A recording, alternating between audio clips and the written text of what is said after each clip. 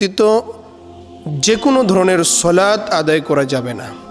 ফরজ, ওয়াজিব, সুন্নাত, নফল যে কোনো সলাত আদায় করার পূর্বেই আমাদেরকে ওযু করার মাধ্যমে পবিত্র হওয়া লাগবে।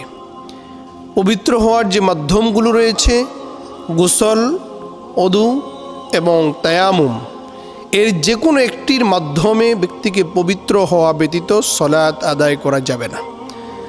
2 নম্বরে, কোনো ব্যক্তি যখন আল্লাহর ঘর বাইতুল্লাহ জিয়ারত করার জন্য নিয়ত করবে, এর পূর্বেই তাকে পবিত্র হওয়া লাগবে। আল্লাহর ঘর জিয়ারত অপবিত্র অবস্থায় করা যাবে না, পবিত্র হয়ে এরপরে আল্লাহর ঘর জিয়ারত করতে হবে।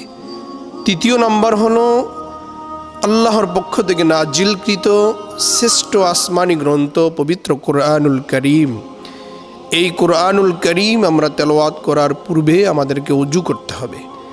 যদিও কোনো উলামায়ে কেরাম এই মত পোষণ করেছেন যে ওযু ব্যতীত কোরআনে কারীম স্পর্শ করা যাবে, তবে জমহুর উলামায়ে কেরাম, অধিকাংশ উলামায়ে কেরামদের মতে ওযু ব্যতীত কোরআন স্পর্শ করা যাবে না।